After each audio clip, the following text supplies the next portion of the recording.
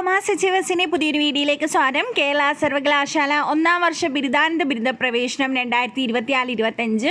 അപ്പോൾ ഇതിൻ്റെ first allotment publish ചെയ്തു ഓൾറെഡി. അപ്പോൾ ഫസ്റ്റ് അലോട്ട്മെൻറ്റിൻ്റെ ഡീറ്റെയിൽസും അതുപോലെ തന്നെ സെക്കൻഡ് അലോട്ട്മെൻറ്റ് ഇനി എന്നാണ്, ഫസ്റ്റ് അലോട്ട്മെൻറ്റ് എന്തൊക്കെയാണ് ചെയ്യേണ്ടത്, സെക്കൻഡ് അലോട്ട്മെൻറ്റ് കിട്ടാൻ എന്തൊക്കെ ചെയ്യണം, ഇങ്ങനെയുള്ള എല്ലാ ഡീറ്റെയിൽസും നമ്മൾ ഈ ഒരു വീഡിയോയിൽ പറയുന്നുണ്ട്.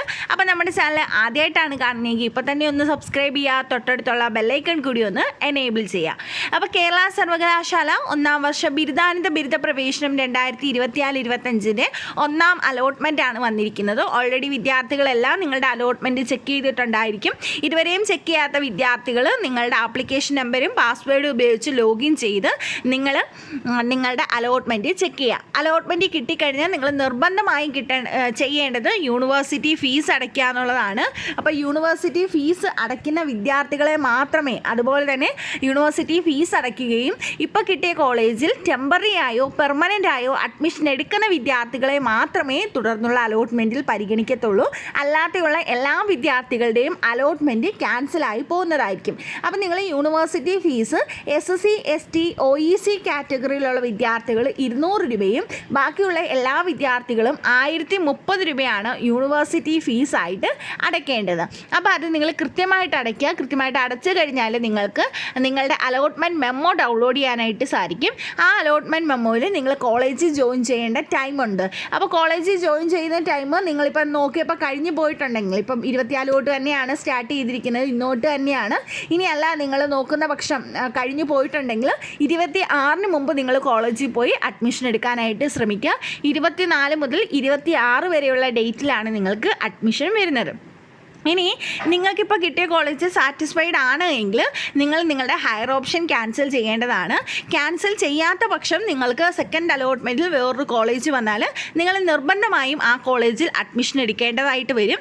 അതുകൊണ്ട് തന്നെ നിങ്ങൾക്ക് ഇഷ്ടപ്പെട്ട കോളേജാണ് കിട്ടിയതെങ്കിൽ നിങ്ങൾ ദയവേത് നിങ്ങളുടെ ഹയർ ഓപ്ഷൻ ക്യാൻസൽ ചെയ്യാനായിട്ട് ശ്രമിക്കാം. ഇനി സെക്കൻഡ് അലോട്ട്മെൻ്റ് ആണ്. സെക്കൻഡ് അലോട്ട്മെൻറ്റ് വരുന്നത് 29-ാം തീയതിയാണ് സെക്കൻഡ് അലോട്ട്മെൻറ്റ് വരുന്നത്.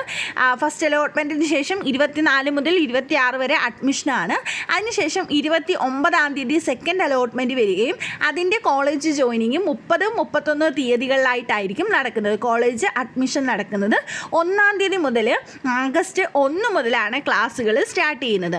അപ്പോൾ നിങ്ങൾ ഈ ഒരു സെക്കൻഡ് അലോട്ട്മെൻറ്റിൽ നിങ്ങൾക്ക് കിട്ടണമെങ്കിൽ ഒന്ന്, ഇതുവരെയും കിട്ടാത്ത എല്ലാ വിദ്യാർത്ഥികളെയും സെക്കൻഡ് അലോട്ട്മെൻറ്റിലേക്ക് പരിഗണിക്കും. പിന്നെ പരിഗണിക്കുന്നത് നിങ്ങൾ ഇപ്പോൾ കിട്ടിയ വിദ്യാർത്ഥികളിൽ പെർമനൻ്റ് ആയിട്ടോ ടെമ്പററി ആയിട്ടോ അഡ്മിഷൻ എടുത്ത് ഹയർ ഓപ്ഷൻ നിലനിർത്തുന്ന വിദ്യാർത്ഥികളെ മാത്രമേ അടുത്ത സെക്കൻഡ് അലോട്ട്മെൻറ്റിൽ പരിഗണിക്കത്തുള്ളൂ. അപ്പോൾ ഒരുപാട് വിദ്യാർത്ഥികൾ മെസ്സേജ് ചെയ്തിട്ടൊക്കെയുണ്ട് ഇഷ്ടപ്പെടാത്ത കോളേജാണ് എന്നുള്ളതൊക്കെ. ഇഷ്ടപ്പെടാത്ത കോളേജാണെങ്കിൽ പോലും നിങ്ങൾ എന്ത് ചെയ്യുക, ടെമ്പററി ആയിട്ടെങ്കിലും അഡ്മിഷൻ എടുക്കുക, യൂണിവേഴ്സിറ്റി ഫീസും അടയ്ക്കുക. ഇനി നിങ്ങൾ അഡ്മിഷൻ എടുക്കാൻ പോകുന്ന സമയത്ത് നിങ്ങൾക്ക് നിങ്ങളുടെ എല്ലാ സർട്ടിഫിക്കറ്റുകളും നിങ്ങൾ കൊണ്ടുപോകാനായിട്ട് ശ്രമിക്കുക. ഇപ്പം ഒറിജിനൽ ഡിഗ്രി സർട്ടിഫിക്കറ്റ് കിട്ടാത്ത വിദ്യാർത്ഥികളാണ് ഭൂരിപക്ഷം. അങ്ങനെയാണെങ്കിൽ നിങ്ങളുടെ പ്രൊവിഷണൽ സർട്ടിഫിക്കറ്റും അതുപോലെ തന്നെ മാർക്ക് ലിസ്റ്റും നിങ്ങൾ കൊണ്ടുപോകാനായിട്ട് ശ്രമിക്കുക. ബാക്കി നിങ്ങൾ NSS NCC അങ്ങനെയൊക്കെ കൊടുത്തിട്ടുണ്ടെങ്കിൽ അതിൻ്റെ സർട്ടിഫിക്കറ്റും നിങ്ങൾ കൊണ്ടുപോകാനായിട്ട് ശ്രമിക്കുക. പിന്നെ നിങ്ങളുടെ TC മറ്റ് സർട്ടിഫിക്കറ്റുകളുമാണ് വരുന്നത്. അപ്പോൾ ഇത് കൊണ്ടുപോയി നിങ്ങൾ ടെമ്പററി ആയിട്ടോ പെർമനൻ്റ് ആയിട്ടോ നിങ്ങൾക്ക് അഡ്മിഷൻ എടുക്കാനായിട്ട് സാധിക്കും. അപ്പോൾ ഹയർ ഓപ്ഷൻ ക്യാൻസൽ ചെയ്യാൻ താല്പര്യമുള്ള വിദ്യാർത്ഥികളുണ്ടെങ്കിൽ 26-ാം തീയതി വൈകിട്ട് മുമ്പായിട്ട് നിങ്ങൾ ഹയർ ഓപ്ഷൻ ക്യാൻസൽ ചെയ്യാനായിട്ട് ശ്രമിക്കുക. ഇത്രയും കാര്യങ്ങൾ ചെയ്തെങ്കിൽ മാത്രമേ നിങ്ങളെ സെക്കൻഡ് അലോട്ട്മെൻറ്റിൽ പരിഗണിക്കത്തുള്ളൂ.